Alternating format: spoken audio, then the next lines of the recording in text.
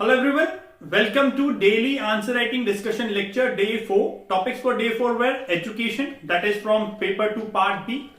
ये लेक्चर दो हिस्सों में बनाया गया है. This is part B of the lecture. Part A में हमने 3 मार्कर्स डिस्कस करे थे जो कि ऑलरेडी अपलोड कर दिया गया है. आप देख सकते हैं आई बटन पे क्लिक करके. ये पार्ट 2 ऑफ द लेक्चर है जिसमें हम 6 मार्कर्स और 15 मार्कर्स डिस्कस करेंगे. 5 मार्कर्स और 11 मार्कर रिस्पेक्टिवली फॉर 2020. इस पर्टिकुलर लेक्चर के लिए जो क्वेश्चंस हैं वो आपकी स्क्रीन पर डिस्प्ले हो रहे हैं. आप स्क्रीनशॉट ले सकते हैं उस पर्टिकुलर क्वेश्चंस का ताकि आप फ्यूचर रेफरेंस के लिए उसको यूज कर सकें. आइए हम डिस्कशन की तरफ स्टार्ट करते हैं. डिस्कशन स्टार्ट करते हैं.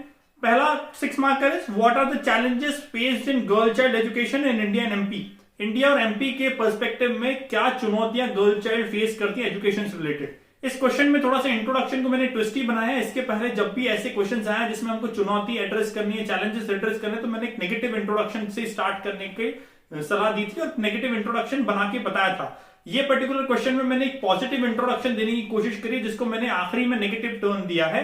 जिस तरीके से देखेंगे कि भारत के अंदर बेटी बचाओ बेटी पढ़ाओ जैसे आंदोलन, सर्व शिक्षा अभियान, आरटी एक्ट जैसे जो एक्ट हैं, इनकी वजह से गर्ल चाइल्ड एजुकेशन में काफी सुधार आया है. एक पॉजिटिव टच दिख रहा होगा आपको. और साथ ही फिर मैंने इसकी एक नेगेटिव टच दिया कि लेकिन फिर भी आज भी भारत के अंदर बहुत सारी चुनौतियां एग्जिस्ट करती हैं, बहुत सारे चैलेंजेस एग्जिस्ट करते हैं गर्ल चाइल्ड एजुकेशन से रिलेटेड. और उस चुनौतियों को प्रूव करने के लिए मैंने नीचे स्टेटस दिया है. स्टेटस में मैं फीमेल लिटरेसी रेट कोट किया कि अभी भी हम भारत में फीमेल लिटरेसी रेट बहुत कम है. सेंसस 2011 के हिसाब से 65.5%.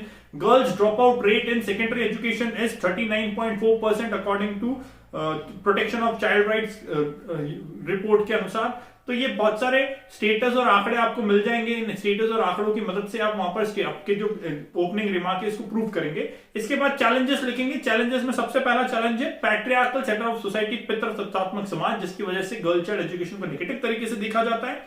Second is early childhood marriages and pregnancies. Bharat के अंदर आज भी 4 में से 1 लड़की जो है वो बाल विवाहित है, मतलब कि उनकी चाइल्ड मैरिज हुई है और इसकी वजह से उसको लिए एजुकेशन के दरवाजे बंद हो गए. तो ये भी एक चैलेंज के तौर पर देखा जाता है. बहुत सारे ऐसे परिवार होंगे जहां पर शादी के बाद भी एजुकेशन प्रोवाइड की जाती है लेकिन फिर भी सामान्यतः शादी के बाद में एजुकेशन नहीं होती. इसलिए यहां पर हमने देखा है कि early childhood marriages and pregnancies act as a barrier to education to girls.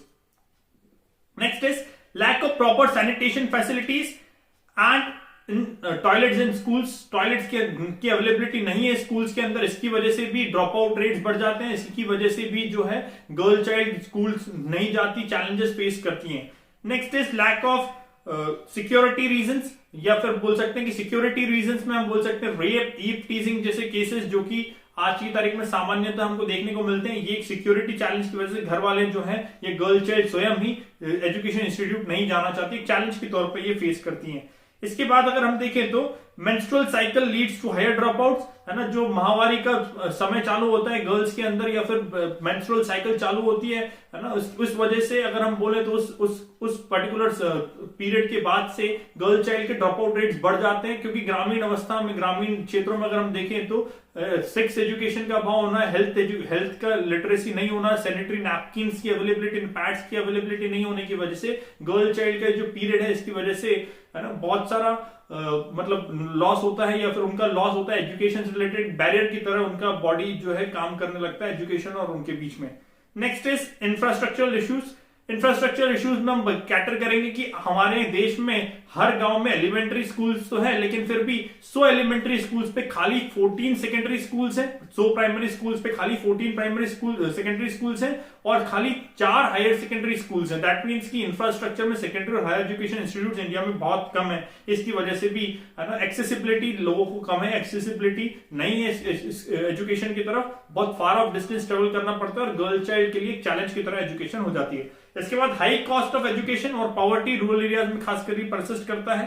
Increase burden of house hold work का बहुत बर्डन हो जाता है एक एज के बाद. इस वजह से भी चैलेंजेस होते हैं क्योंकि गर्ल चाइल्ड हमारे यहाँ देखा जाता है कि उसको झाड़ू पोछा और चूल्हे चौके का काम करना पड़ता है और इस वजह से भी हाउस होल्ड प्रॉब्लम्स की वजह से भी उनकी एजुकेशन को विराम लगा दिया जाता है. इसके बाद देखेंगे lack of awareness towards education. Higher percentage of tribal population is also reason.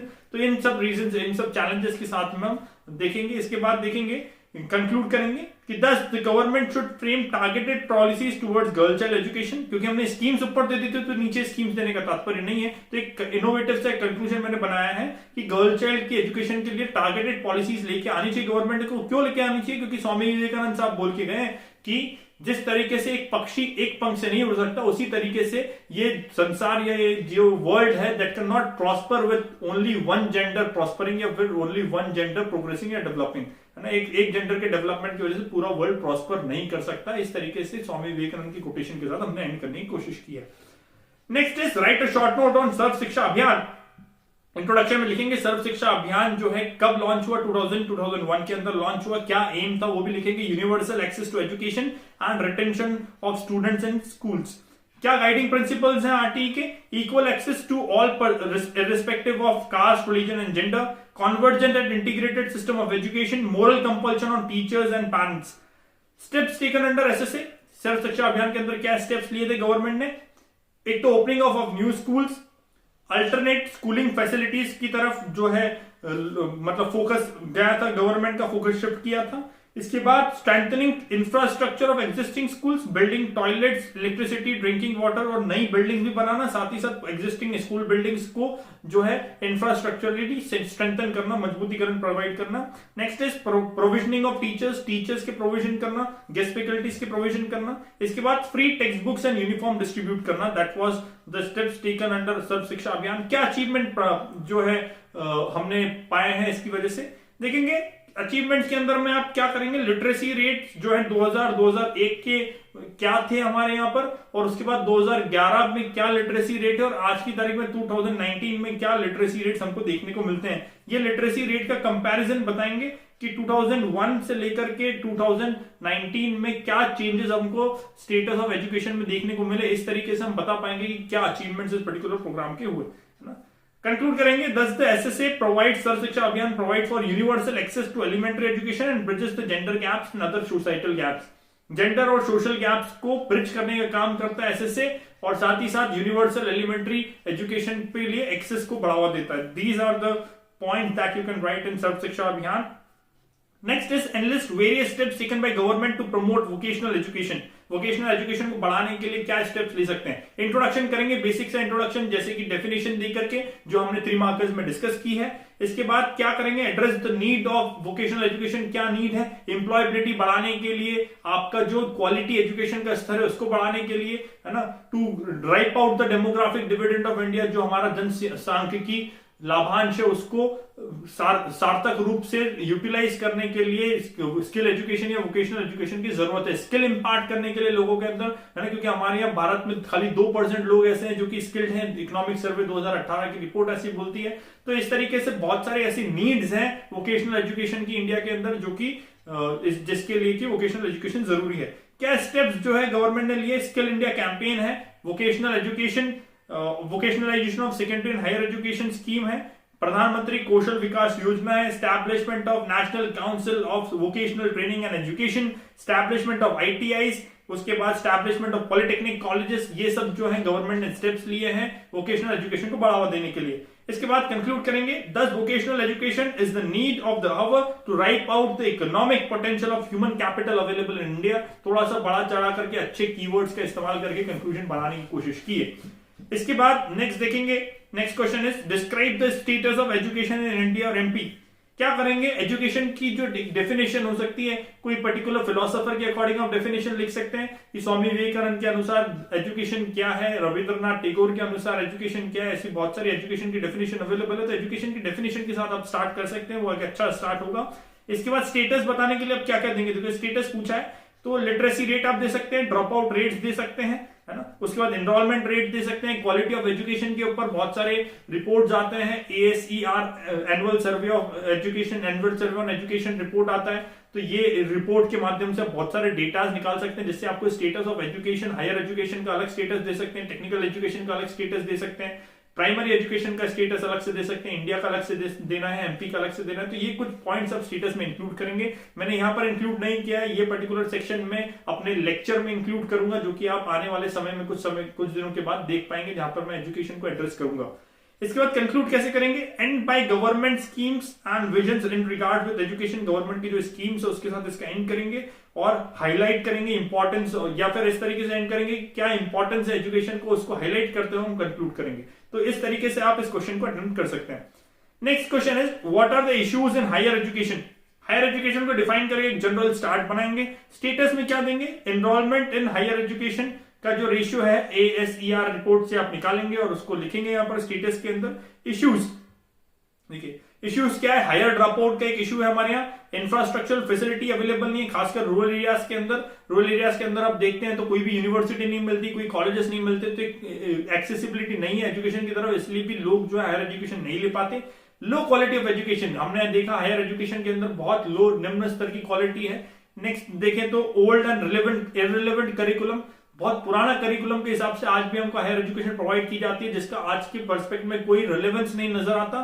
इसके बाद lack of proper career counselling, लोगों के पास प्रॉपर कैरियर काउंसलिंग नहीं होने की वजह से हायर एजुकेशन के अंदर सही स्ट्रीम का चुनाव नहीं कर पाते और they got stuck into a wrong stream और फिर वो अपना पूरा की पूरा कैरियर बर्बाद कर चुके होते हैं। इसके बाद अगर आप देखें तो मार्क्स ओरिएंटेड और क्वांटिटेटिव एजुकेशन हमारे पे फोकस ज्यादा है। हमारे यहाँ जो है मम्मी पापा पे अगर आप देखें तो ये देखना ज्यादा पसंद करते हैं कि आपके बच्चे को मार्क्स कितने हैं, शर्मा जी के बेटे को मार्क्स कितने हैं। तो कुल मिलाकर के हमारे यहाँ जो एजुकेशन सिस्टम है वो क्वालिटेटिव नहीं है या क्वालिटेटिव अप्रोच के साथ नहीं है, क्वांटिटेटिव मैटर ज्यादा, क्वांटिटेटिव मतलब कि मार्क्स ज्यादा मैटर करते हैं। तो ये एक माइंडसेट है हमारे यहाँ जो कि बदलना चाहिए। इसके बाद लो एम्प्लॉयबिलिटी, गवर्नमेंट का डेटा दे सकते हैं आप कि खाली हिंदुस्तान में जितने इंजीनियर्स प्रोड्यूस होते हैं उसके खाली 2% इंजीनियर्स होते हैं जो एम्प्लॉयबल होते हैं। तो ये भी एक रिपोर्ट है, प्राइवेट ऑर्गेनाइजेशन की रिपोर्ट है, लेंसर की रिपोर्ट आई सपोज ये है।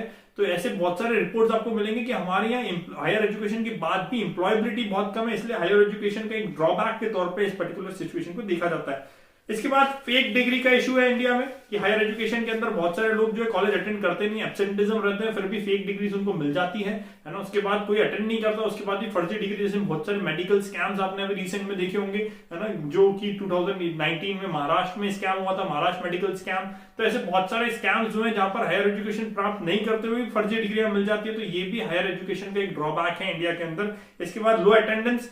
उसके बाद कुछ और ड्रॉबैक्स आप लिख सकते हैं कि जो मॉनिटरिंग अथॉरिटी है जैसे यूनिवर्सिटी ग्रांट कमीशन, उसके ड्रॉबैक्स भी आप लिख सकते हैं क्योंकि university grant commission is also included in higher education. Technical education के भी आप ड्रॉबैक लिख सकते हैं कि हमारे यहाँ प्रॉपर टेक्नोलॉजिकल एजुकेशन अवेलेबल नहीं है, खासकर हमारी क्षेत्रीय भाषाओं में, या फिर हम बोले तो हमारी मदर टंग में, जैसे हिंदी के अंदर ट्रांसलेशन नहीं हुआ टेक्निकल टर्मिनोलॉजी का। तो ये हमारे लिए एक हायर एजुकेशन का एक ड्रॉबैक है कि मदर टंग में technical education is not available, we have to learn English for earning या फिर for grabbing of the technical education. ये भी एक ड्रॉबैक की तरह हायर एजुकेशन का देखा जा सकता है। कंक्लूड विद गवर्नमेंट स्कीम, बहुत सारी गवर्नमेंट की स्कीम्स है जो कि हायर एजुकेशन के लिए काम करती है, जैसे रूसा हो गया, उसके बाद आप AICTE, UGC act, NIOS, scholarship program, बहुत सारे ऐसे गवर्नमेंट प्रोग्राम्स हैं जिसको कि आप यहां पर कोट कर सकते हैं। Next is 15 and 11 mark is address the drawbacks of Indian education system and list various government schemes to resolve them, also give your suggestion। किससे स्टार्ट करेंगे, हाईलाइट द इंपॉर्टेंस ऑफ या highlight the Indian education system की Indian education system किस तरीके से है, कौन कौन से स्तर पर हम कौन कौन सी एजुकेशन प्रोवाइड करते हैं, क्या हमारा मॉडल है एजुकेशन का, उसको हम बनाएंगे। हमारे यहाँ जो एजुकेशन सिस्टम है उसका एक स्ट्रक्चर हम बना के बताएंगे कि आंगनवाड़ी से लेकर के प्री स्कूल से लेकर के हायर एजुकेशन और ऊपर तक जो एजुकेशन का हमारा स्ट्रक्चर है उसको हम किस तरीके से ग्राफ चार्ट आउट कर सकते हैं इंडिया के अंदर, वो हम बनाने की कोशिश करेंगे।